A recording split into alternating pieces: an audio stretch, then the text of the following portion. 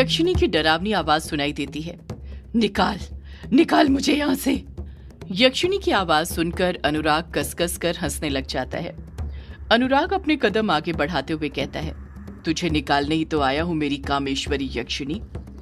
अनुराग सीधे जाकर बोतलों से भरी हुई अलमारी के पास जाकर खड़े हो जाता है, जिसके हर एक खाने में एक अलग शक्ति से बनी हुई बोतल रखी हुई थी। पर उस अलमारी में एक खाना ऐसा था जिसमें बोतल नजर नहीं आ रही थी, बस धुआं नजर आ रहा था। उस खाने में पूरी तरह धुआं भरा हुआ था। ये वही खाना था जो युग और उसके दोस्तों को खाली मिला था जब वो उस अदृश्य कमरे में आए थे। भक्षानर उस धुएं से भरे खाने में देखते हुए कहता है, कैसी हो मेरी प्यारी कामेश्वरी यक्षिणी। जैसे ही भक्षानर ये बात कहकर उस खाने की तरफ देखता है, उस खाने में से धुआं धीरे धीरे छटने लग जाता है। जैसे जैसे धुआं छटते जा रहा था, उस खाने में एक बोतल नजर आने लग गई थी। वो बोतल बिजली की शक्ति से बनी हुई थी। जब उस खाने में से पूरी तरह धुआं छटता है तो वहां सिर्फ बिजली की शक्ति से बनी हुई कांच की बोतल ही नजर नहीं आती है, बल्कि उस बोतल के अंदर कामेश्वरी यक्षिणी भी नजर आती है। वो कामेश्वरी यक्षिणी जो हूबहू यामिनी की तरह दिखती थी। कामेश्वरी यक्षिणी यामिनी की तरह दिखती भी कैसे नहीं, आखिर वो यामिनी की माँ जो थी उसी ने यामिनी को जन्म दिया था। पर कामेश्वरी यक्षिणी काफी कमजोर नजर आ रही थी। उसके चेहरे पर वो चमक और रौनक नहीं थी जो यामिनी के चेहरे पर नजर आती थी। उसका पूरा चेहरा मुरझाया हुआ था। अनुराग कामेश्वरी यक्षिणी को देखते हुए कहता है, कैसी हो मेरी कामेश्वरी यक्षिणी। कामेश्वरी फुर्ती के साथ बोतल के अंदर ही अपने कदम आगे बढ़ाती है और बोतल के कांच पर अपने हाथ मारने लग जाती है। पर जैसे ही कामेश्वरी यक्षिणी बोतल को छूती है, उसे तेज झटका लगता है और वो बोतल के एकदम बीचों बीच जाकर गिर जाती है। ऐसा लगता है जैसे भक्षानर ने बोतल पर एक ऐसा जाल बिछाकर रखा हुआ था कि कामेश्वरी यक्षिणी बोतल को छू नहीं सकती थी। कामेश्वरी यक्षिणी अपनी जगह पर से खड़े होते हुए गुस्से के साथ अनुराग को देखते हुए कहती है, निकाल, बाहर निकाल मुझे यहाँ से, फिर बताती हूँ मैं कैसी हूँ। अनुराग कामेश्वरी यक्षिणी से पलट कर कहता है, तुझे यहाँ से निकालने ही तो आया हूँ मेरी कामेश्वरी। कामेश्वरी यक्षिणी अनुराग को घूरते हुए कहती है, अब किस मकसद से आया है तू? अब क्या कराना चाहता है मुझसे? अनुराग मुंह बनाते हुए कहता है, ऐसे बात करता है कोई अपने पति से? कामेश्वरी, तू तो मुझे अपना पति मानती थी ना, और तू मुझसे तू तड़ाक करके बात कर रही है। कामेश्वरी यक्षिणी पलट कर कहती है, तू वो नहीं है जिसे मैंने अपना पति माना था, ना ही वो है जिससे मैंने प्यार किया था। तू हिरण की खाल में भेड़िया है, भेड़िया, भेड़िए से भी बदतर भक्षानर। अनुराग यक्षिणी को उसी की बातों में घेरते हुए कहता है, पर प्यार में अंधी कामेश्वरी ना ही भेड़िए को पहचान पाई, ना ही भक्षानर को। वो तो गाय निकली, गाय, एकदम सीधी साधी। यक्षिणी अनुराग को घूरते रहती है, पलटकर कुछ नहीं कहती है। अनुराग फिर कामेश्वरी यक्षिणी से बोल पड़ता है, मेरी प्यारी कामेश्वरी, मैं तुझे लेने आया हूँ। कामेश्वरी यक्षिणी अपनी दोनों भवें उठाते हुए भक्षानर से पूछती है, लेने? पर क्यों?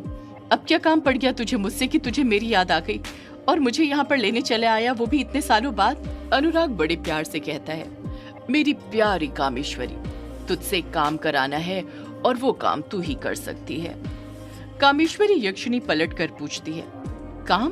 कैसा काम? अनुराग बात को घुमाते हुए कहता है, बताऊंगा, सब बताऊंगा, पर अभी नहीं। अभी हमारे पास वक्त बहुत कम है, अभी यहाँ से जाने का वक्त है मेरी कामेश्वरी। इतना कहकर अनुराग अपना हाथ आगे बढ़ाता है और उस कांच की बोतल को खाने में से उठाने लग जाता है। कामेश्वरी यक्षिणी कहती है, कहाँ ले जा रहा है मुझे, बता। अनुराग कामेश्वरी यक्षिणी के सवालों का कुछ जवाब नहीं देता है और उसकी बोतल उठाकर वहां से जाने लग जाता है। अनुराग कामेश्वरी यक्षिणी को लेकर सीधे तारा के पास आ जाता है। कामेश्वरी यक्षिणी अभी भी बोतल के अंदर बंद थी, पर उसमें से उसे तारा नजर आ रही थी। जैसे कामेश्वरी यक्षिणी की नजर तारा पर पड़ती है, कामेश्वरी यक्षिणी झट से अनुराग से पूछ पड़ती है, ये बच्ची कौन है और इसकी आंखों के साथ क्या किया है तूने? अनुराग कामेश्वरी यक्षिणी के सवाल का कुछ जवाब नहीं देता है। यक्षिणी की आवाज बस अनुराग को सुनाई दे रही थी। बोतल भक्षानर की काली शक्तियों से बंधी होने के कारण तारा कामेश्वरी यक्षिणी की आवाज नहीं सुन पा रही थी। कामेश्वरी यक्षिणी फिर अनुराग से पूछ पड़ती है, बता कौन है ये बच्ची? कामेश्वरी यक्षिणी कुछ सोचते हुए कहती है, कहीं ये वही तो बच्ची नहीं जिसकी भविष्यवाणी हुई थी? जैसे ही यक्षिणी ये बात बोलती है, अनुराग कामेश्वरी यक्षिणी की तरफ देखते हुए कसकस कर हंसने लग जाता है। अनुराग हंसते हुए ही कहता है, हाँ ये वही है। जैसे ही अनुराग ये बात बोलता है, कामेश्वरी यक्षिणी के चेहरे पर डर नजर आने लग जाता है। कामेश्वरी यक्षिणी डर के साथ ही कहती है, तूने इसके साथ क्या किया भक्षानर? इस बच्ची की आंखें कहां पर हैं? बता क्या किया तूने इसके साथ? यक्षिणी कुछ सोचते हुए डरते हुए ही कहती है, कहीं तूने इसकी शक्तियां तो। इतना कहकर यक्षिणी खुद चुप हो जाती है। अनुराग हंसते हुए फिर बोल पड़ता है, हाँ ले ली मैंने इसकी शक्तियां, ले ली कामेश्वरी, और अब मेरे पास दैवीय शक्ति भी है। जैसे ही अनुराग ये बात बोलता है, कामेश्वरी डर से कांपने लग जाती है। कामेश्वरी यक्षिणी खुद से बड़बड़ाते हुए धीरे से कहती है, ये कैसा अनिष्ट हो गया महादेव, ऐसा कैसे हो सकता है? इतना कहकर कामेश्वरी खुद चुप हो जाती है। अनुराग कहता है, अब चलने का वक्त हो गया है, हम जा रहे हैं। तारा रोते हुए अनुराग से पूछती है, तुम कहाँ ले जा रहे हो मुझे? तुम मुझे मेरी माँ के पास क्यों नहीं ले जाते? यक्षिणी भी बोल पड़ती है, कहाँ ले जा रहा है भक्षानर हमें? बता क्या कराना चाहता है तू मुझसे? अनुराग ना ही तारा के किसी सवाल का जवाब देता है, ना ही यक्षिणी के। वो खामोशी के साथ वहीं पर खड़ा रहता है। तारा और यक्षिणी बार बार वही सवाल पूछते रहते हैं, पर वो किसी के सवाल का कुछ जवाब नहीं देता है। अगले पल अनुराग मंत्र पढ़ने लग जाता है। वो अपनी शक्तियों से सामने एक बड़ा सा आंख की तरह दिखने वाला गोला बनाता है, जो धुएं से बना हुआ था। अनुराग ने अपने एक हाथ में वो बोतल पकड़ी हुई थी जिसमें यक्षिणी कैद थी, और अपने दूसरे हाथ से तारा का हाथ पकड़ता है।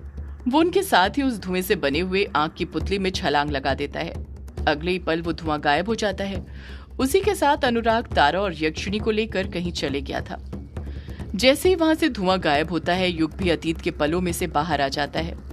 इस वक्त वो अपने दोस्तों के साथ रूम नंबर 666 में ही खड़ा हुआ था, और उसने सभी को वो सब बता दिया था जो उसे तब दिखा था जब उसने अनुराग की आंख की पुतली को छुआ था। युग मायूसी के साथ कहता है, उस काले साए को तारा की शक्तियां मिल चुकी हैं, और वो अपने साथ तारा को भी ले गया और कामेश्वरी यक्षिणी को भी। वर्चस्विनी रोते हुए कहती है, मेरी बेटी तारा को कितना दर्द हुआ होगा जब उस भक्षानर ने मेरी बेटी की आंखें निकाली होंगी। पता नहीं मेरी बेटी किस हाल में होगी, वो जिंदा भी होगी या नहीं, या फिर उस भक्षानर ने मेरी बेटी को।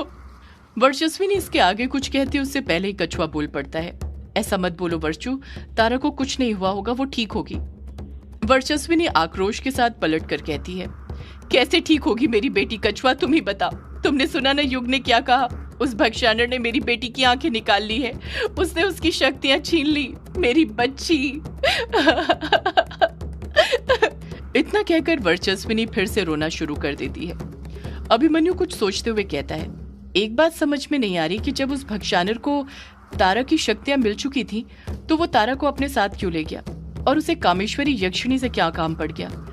डायना भी परेशान होते हुए कहती है, मेरे तो यही बात समझ में नहीं आ रही है कि वो भक्षानर तारा और कामेश्वरी को यहाँ से ले ही क्यों गया, और ले भी गया तो कहाँ? युग बोल पड़ता है, मेरी भी समझ नहीं आ रहा कि वो भक्षानर कहाँ पर तारा और कामेश्वरी यक्षिणी को ले जा सकता है। यामिनी कुछ गुस्से के साथ कहती है, वो भक्षानर जहाँ कहीं पर भी तारा और माँ को ले गया होगा, मैं उसे ढूंढ लूंगी और छोड़ूंगी नहीं। इतना कहकर यामिनी अपने कदम आगे बढ़ाने लग जाती है। युग यामिनी से पूछ पड़ता है, तुम कहाँ जा रही हो यामिनी? यामिनी युग के सवाल का जवाब नहीं देती है, अपने कदम आगे बढ़ाते रहती है और कमरे से बाहर निकल जाती है। युग भी फौरन यामिनी के पीछे जाता है और उसके पीछे पीछे ही बाकी सब भी कमरे से बाहर जाने लग जाते हैं। युग यामिनी के पीछे चलते हुए ही बार बार उससे पूछते रहता है कि वो कहाँ पर जा रही है, पर यामिनी कुछ जवाब ही नहीं दे रही थी, बस गुस्से से अपने कदम आगे बढ़ाते जा रही थी। यामिनी अभी भी ग्रेवयार्ड कोठी के बाहर ही निकली थी कि तभी उसे ग्रेवयार्ड कोठी के बाहर कोई नजर आता है, एक ऐसा शख्स जिसकी उसे बिल्कुल भी उम्मीद नहीं थी कि वो उसे ग्रेवयार्ड कोठी के बाहर मिलेगा। सिर्फ यामिनी ही नहीं, एक एक करके जो भी ग्रेवयार्ड कोठी के बाहर निकल रहा था, यामिनी की तरह ही शॉक्ड होकर ग्रेवयार्ड कोठी की दहलीज पर ही खड़े रह जा रहा था। सब हैरान हो गए थे उस शख्स को देखकर।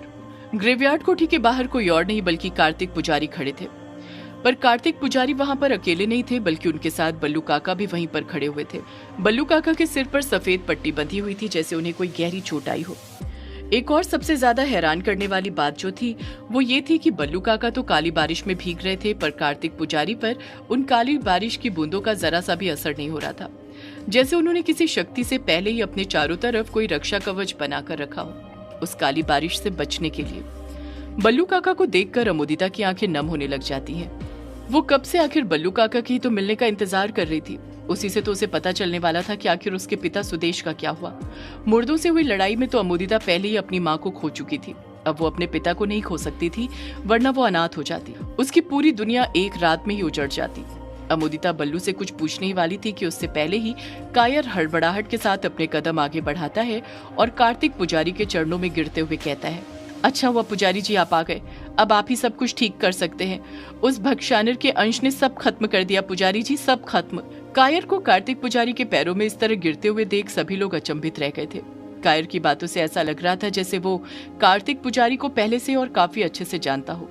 पलक कायर को देखते हुए मन में सोचने लग जाती है, ये कायर तो क्रिश्चियन है ना, तो फिर ये एक क्रिश्चियन होकर पुजारी जी को इतने करीब से कैसे जानता है। कार्तिक पुजारी कुछ कहते उससे पहले ही अमोदिता बल्लू से पूछ पड़ती है, बल्लू काका पापा कहाँ हैं, वो कहीं नहीं दिख रहे।